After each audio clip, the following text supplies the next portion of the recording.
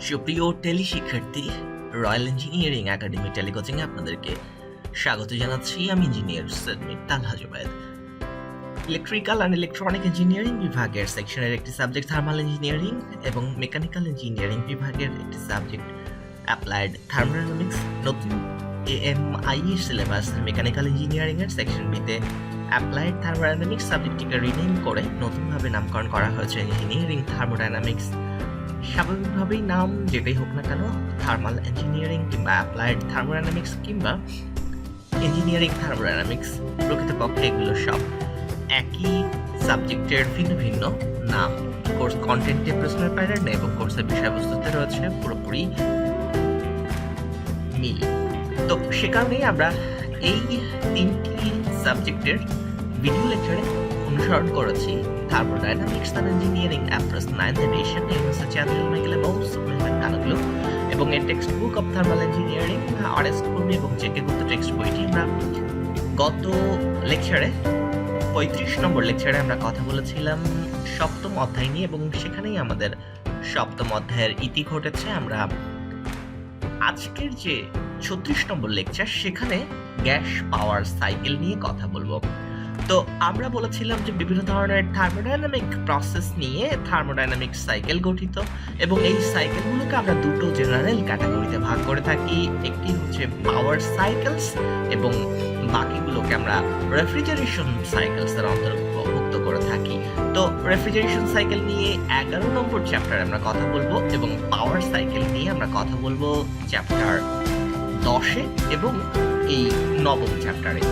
তো যত ধরনের থার্মোডাইনামিক সাইকেলস রয়েছে তার মধ্যে আমরা পাওয়ার সাইকেলগুলো মূলত আলোচনা করছি আমাদের আগামী কয়েকটি লেকচারে।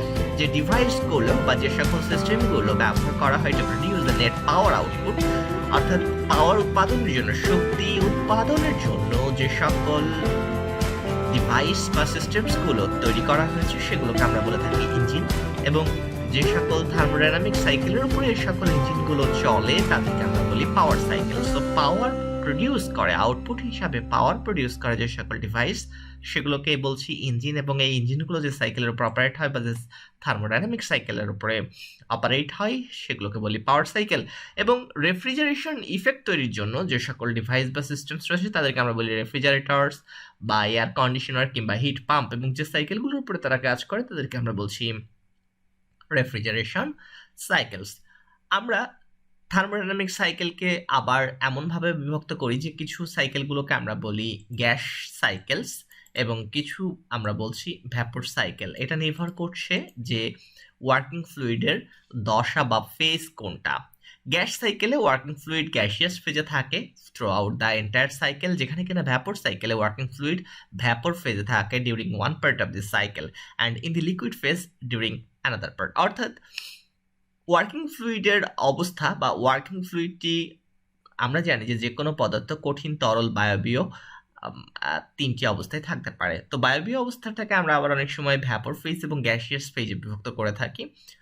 তো গ্যাস সাইকেলগুলো যেগুলো সেগুলোর ওয়ার্কিং ফ্লুইড সম্পূর্ণ সাইকেল চলাকালীন সময়ে গ্যাসিয়াস ফেজে থাকে।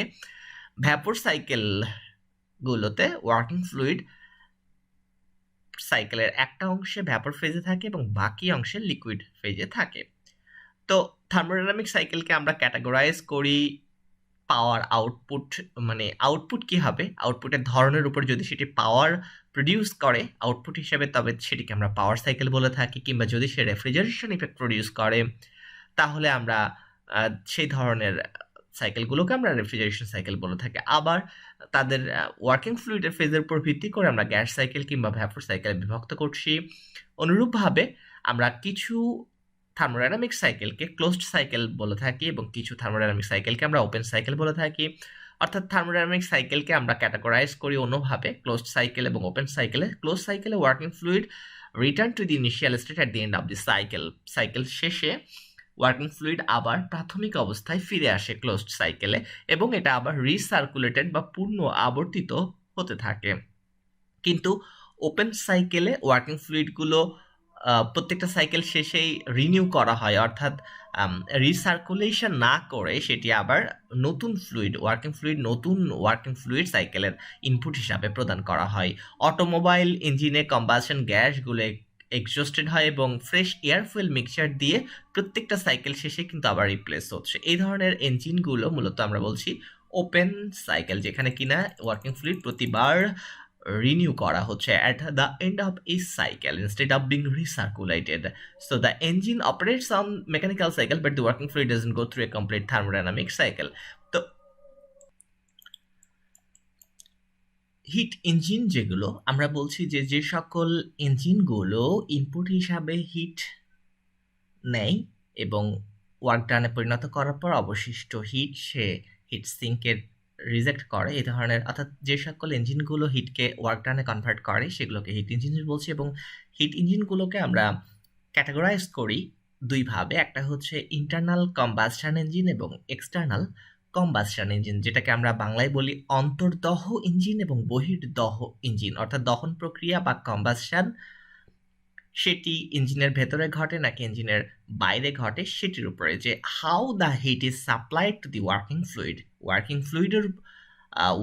ফ্লুইডে তাপ কিভাবে সরবরাহ করা হয় সেটির উপর ভিত্তি করে সেটিকে ইন্টারনাল কম্বাসশন ইঞ্জিন বা এক্সটার্নাল কম্বাসশন ইঞ্জিন বলা হয়ে থাকে। আমরা যে অটোমোবাইল বা গাড়ির যে সকল ইঞ্জিনগুলো বা মোটরসাইকেলের যে সকল ইঞ্জিনগুলো দেখি সেগুলোতে দহন প্রক্রিয়া অর্থাৎ ফুয়েলের বার্নিংটা সিস্টেম বাউন্ডারির ভেতরে ঘটে থাকে, সে কারণে সেটিকে আমরা বলি ইন্টারনাল কম্বাসশন ইঞ্জিন। কিন্তু স্টিম পাওয়ার প্ল্যান্টে আমরা যদি দেখি সেখানে যেটি ঘটে যে heat is supplied to the working fluid from an external source, যেমন ফার্নেস বা জিওথার্মাল ওয়েল বা নিউক্লিয়ার রিঅ্যাক্টর থেকে মূলত তাপটি সরবরাহ করা হয়ে থাকে। সো ওয়ার্কিং ফ্লুইডে যদি আমরা এক্সটার্নাল সোর্স থেকে হিট সাপ্লাই দিই, দ্যাট মিনস দহন প্রক্রিয়াটা ইঞ্জিনের ভেতরে বা সিস্টেম বাউন্ডারির ভেতরে যদি না ঘটানো হয় তখন সেটিকে আমরা বলছি এক্সটার্নাল কম্বাসশন ইঞ্জিনস। অর্থাৎ steam power plant is a very good example of external combustion engines where heat is supply to the working fluid from an external source. আর ইন্টারনাল কম্বাসশন ইঞ্জিনের ক্ষেত্রে এই প্রক্রিয়াটি ঘটানো হয়, অর্থাৎ burning fluid within the system বাউন্ডারির ভেতরে ফুয়েল বার্নিংয়ের মাধ্যমে মূলত heat is supplied to the working fluid. তো এরপরে আমাদের সর্বশেষ যেটি আসছে সেটি হচ্ছে যে আমাদের এই অধ্যায়তে আমরা আমাদের AMI পরীক্ষায় আমরা মোটামুটিভাবে 20 মার্ক, কখনো কখনো 40 মার্ক কমন পড়ে। তো যে কারণে এখন যে লেকচারগুলো সেগুলো ভেরি মাচ এক্সাম স্পেসিফিক হবে এবং টেক্সট বই পড়ার কোনো বিকল্প নেই। প্রত্যেকটি সাইকেল নিয়ে খুব দারুণ বোঝাপড়া বা গুড আন্ডারস্ট্যান্ডিং আপনাকে গড়ে তুলতে হবে, নলেজ বেস শক্ত করতে হবে। কারণ AMI পরীক্ষায় অ্যাপ্লাইড থার্মোডাইনামিক্স কিংবা থার্মাল ইঞ্জিনিয়ারিং কিংবা ইঞ্জিনিয়ারিং থার্মোডাইনামিক্স আপনি বারবার ফেল করছেন, এটার মূল কারণ বা মূল নিয়ামক হয়ে দাঁড়াতে পারে এই অধ্যায়গুলো 9, 10, 11, এই তিনটা অধ্যায়, অর্থাৎ থার্মোডাইনামিক্স অ্যান্ড ইঞ্জিনিয়ারিং অ্যাপ্রোচ। এই টেক্সট বইটির যদি আমরা 9, 10 এবং 11 এই তিনটি অধ্যায় নিয়ে একটা লম্বা সময় স্টাডি করতে পারি তাহলে আপনার এই সাবজেক্টে ফেল করার কোনো কারণ থাকবে না। তো যে কারণে ধৈর্য নিয়ে আপনাদেরকে এই কঠিন বিষয়বস্তুগুলো মেমোরাইজ করতে হবে, প্রথমত বুঝতে হবে, এরপর মুখস্থ করতে হবে, এরপর বারবার লিখতে হবে খাতায়। এবং এক্সাম হলে সাধারণত একটা 10 মার্কের থিওরি আসে বা 8 মার্কের থিওরি আসে। দেখা গেল যে হয়তো অটো সাইকেল সেটির এফিসিয়েন্সি বা ওয়ার্ক ডানের সমীকরণ ডেরিভেশন আসলো, সাথে অটো সাইকেল বা ডিজেল সাইকেলের একটি ম্যাথমেটিক্যাল প্রবলেম পরীক্ষায় সেট করা হলো। তো স্বাভাবিকভাবে আপনাকে থিওরি যেমন মুখস্থ করতে হবে, একইভাবে ম্যাথমেটিক্যাল প্রবলেম কীভাবে সমাধান করবেন ধাপে ধাপে সেটিও আপনাকে খুব চমৎকারভাবে শিখতে হবে। যে কারণে নলেজ বেস শক্ত করার কোনো বিকল্প নেই। আমরা সে কারণে একদম ইঞ্জিনিয়ারিং বিশ্ববিদ্যালয়গুলোতে যেভাবে নলেজ বেস শক্ত করে লেকচার দেওয়া হয় আমরা সেই পদ্ধতি অনুসরণ করছি। গত বাধা যে AMI প্রস্তুতি পদ্ধতি বিভিন্ন কোচিং সেন্টার যেটি করে থাকে, যে বিগত বছরের প্রশ্নভিত্তিক ডিসকাশন এবং ঘুরে ফিরে ওই 15, 20টা, 30টা, 50টা প্রশ্ন মুখস্থ করে, 10, 20টা অঙ্ক প্র্যাকটিস করে, এক্সাম হলে যায়, টেনে 40 মার্ক আসে, কারো আসে না, ফেল করে, পরের বার আবার দেয়, কপাল ভাগ্য ভালো থাকলে সেবার কমন পড়ে এবং সামহাও 40 মার্ক ক্যারি করতে পারে কিংবা আবার ফেল করে। এই পদ্ধতি থেকে আমরা বের হয়ে আসছি। থার্মোডাইনামিক্স কিংবা অ্যাপ্লাইড থার্মোডাইনামিক্স কিংবা থার্মাল ইঞ্জিনিয়ারিং কিংবা ইঞ্জিনিয়ারিং থার্মোডাইনামিক্স মৌলিক কনসেপ্ট যত স্ট্রং হবে, আপনি যখন একটু ডেপথে ঢুকতে পারবেন তখন দেখবেন যে এই সাবজেক্টটি কতটা মজার সাবজেক্ট এবং এখানে খুব সহজে আপনি প্লাস মার্কসও তুলতে পারবেন। চলুন আমরা কথা না বাড়িয়ে আমরা আমাদের আলোচনায় যাই। তার আগে আমরা একটু দেখে আসবো যে আমাদের সর্বশেষ পরীক্ষার যে প্রশ্নপত্রগুলো সেখানে আমরা যদি একটু দেখে আসি, অক্টোবর 2018 টার্মের এখানে আমরা প্রশ্নপত্র দেখাচ্ছি। সেখানে আমরা যদি দেখি আমাদের অ্যাপ্লাইড থার্মোডাইনামিক্সের প্রশ্ন, সেখানে আমরা দেখতে পাচ্ছি, খুব ভালো করে লক্ষ্য করবেন, draw the block diagram and corresponding TS diagram of a gas turbine cycle with single stage reheating, regeneration and intercooling being used. এখানে আপনাকে একটি ব্লক ডায়াগ্রাম ড্র করতে হবে বেসিক্যালি গ্যাস টারবাইন সাইকেলের। সো গ্যাস টারবাইন সাইকেল বলতে মানে gas টারবাইনের ক্ষেত্রে ideal cycle হচ্ছে ব্রাইটন সাইকেল। তো এটা এই প্রশ্নটি মূলত ব্রাইটন সাইকেলের একটি প্রশ্ন।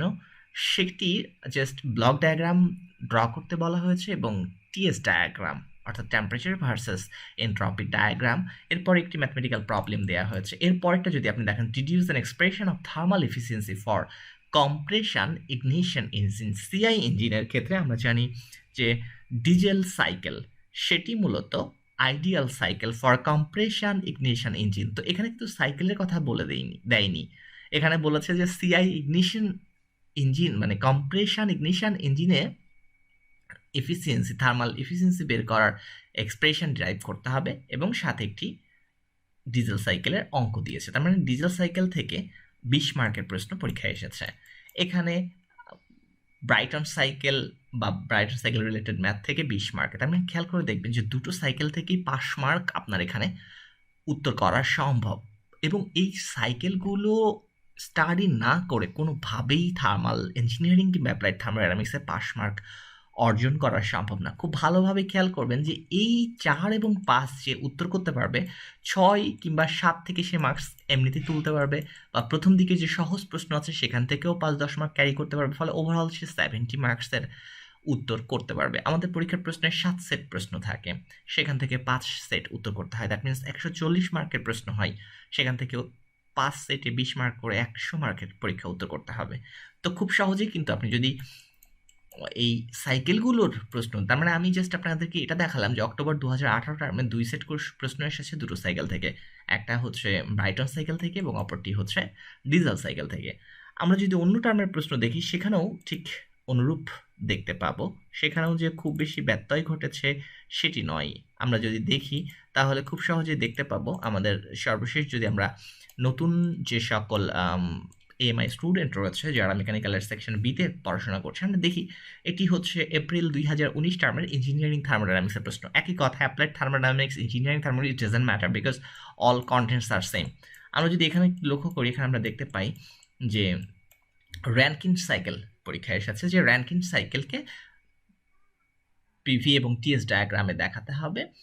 আরেকটা হচ্ছে এয়ার স্ট্যান্ডার্ড ডিজেল সাইকেল, যে 4টি প্রসেস নিয়ে গঠিত, সেই 4টি প্রসেসকে পিভি এবং টিএস ডায়াগ্রামে দেখাতে হবে। অটো সাইকেল থেকে অঙ্ক, তার মানে এই যে 20 মার্কের প্রশ্ন সেটি এসছে অটো সাইকেল, ডিজেল সাইকেল এবং র্যানকিন সাইকেল থেকে। তাহলে এখানে আমরা কিছু নাম পেয়ে যাচ্ছি, auto cycle, diesel cycle, Rankin cycle, Brighton cycle, আমরা মোটামুটি 4টা সাইকেলের নাম জানলাম। এটা গেল হচ্ছে এপ্রিল 2019 টার্মের প্রশ্ন। এরপর আমরা যদি ওল্ড কোয়েশ্চেন দেখি 2019 টার্মেরই, এপ্রিল 2019-এর, অর্থাৎ গত বছর ঠিক এই সময়ের, যেটি কিনা মেকানিক্যাল ইঞ্জিনিয়ারিং এর সেকশন বি এর অ্যাপ্লাইড থার্মোডাইনামিক্স, সেখানে আমরা আরেকবার চোখ বুলিয়ে আসি। সেখানে আমরা দেখতে পাচ্ছি যে এই প্রশ্নটি, derive an expression for efficiency of an auto cycle, auto সাইকেলের এফিসিয়েন্সির সমীকরণ প্রতিপাদন করতে হবে। এবং লক্ষণীয় বিষয় হচ্ছে যে এফিসিয়েন্সির সমীকরণগুলো হতে হবে কম্প্রেশন রেশিও এবং স্পেসিফিক হিটের যে রেশিও অর্থাৎ কে এবং আর এবং কে থাকতে হবে সেই সমীকরণে, এফিসিয়েন্সির সমীকরণ অর্থাৎ ইটার সমীকরণ এমনভাবে ডেভেলপ করতে হবে বা ডিরাইভ করতে হবে যেখানে কম্প্রেশন রেশিও সি এবং কে থাকবে। এবং লক্ষ্য করবেন যে এটা হলো অটো সাইকেলের থিওরি এসেছে, ডিজেল সাইকেলের ম্যাথমেটিক্যাল প্রবলেম এসেছে। ঠিক এখানে দেখেন গ্যাস টারবাইন পাওয়ার প্ল্যান্টের বা গ্যাস টারবাইনের যে বিষয়টি, সেটি আপনি জেনে গেছেন যে গ্যাস টারবাইনের জন্য আইডিয়াল সাইকেল হচ্ছে ব্রাইটন সাইকেল, তো সেটি থেকে আর এক সেট প্রশ্ন এসেছে। তাহলে এখানে আমরা দেখতে পাচ্ছি 2 সেট প্রশ্ন আমাদের AMIE পরীক্ষায় এসেছে, যেটি কিনা হচ্ছে অটো সাইকেল, ডিজেল সাইকেল কিংবা ব্রাইটন সাইকেল থেকে। আর রেফ্রিজারেশন থেকে, তো রেফ্রিজারেশন সাইকেল থেকে এক সেট প্রশ্ন হচ্ছে 4 নম্বর সেটটা যদি আমরা দেখি, যে ton of refrigeration, vapour compression, vapour absorption সিস্টেমের পার্থক্য এবং একটি রেফ্রিজারেশনের অঙ্ক। তার মানে রেফ্রিজারেশন সাইকেল থেকে 20 মার্কস। তো সাইকেল, বিভিন্ন ধরনের থার্মোডাইনামিক সাইকেল, সেগুলো ছাড়া আসলে আমাদের AMI পরীক্ষায় অ্যাপ্লাইড থার্মোডাইনামিক্স ইঞ্জিনিয়ারিং, থার্মোডাইনামিক্স কিংবা থার্মাল ইঞ্জিনিয়ারিংয়ে পাস মার্ক সম্ভব নয়। তো আমরা এই প্রশ্ন ডিসকাশন যতখানি করলাম, আমরা নেক্সট লেকচারেই শুরু করব আমাদের নবম অধ্যায়, দশম অধ্যায় এবং 11তম অধ্যায়ের উপরে ডেপথ অফ নলেজ বৃদ্ধির জন্য আরও গভীরভাবে প্রত্যেকটা বিষয়গুলো আলোচনা করার। এবং মনে রাখবেন যে প্রথাগত পড়াশোনা পদ্ধতি সব সাবজেক্টে কার্যকরী নয়, মানে ব্যত্যয়টা ঘটে এবং সেই জায়গাটায় আমাদেরকেও পড়ানোর স্টাইল এবং পড়ার স্টাইল দুটোই বদলাতে হবে।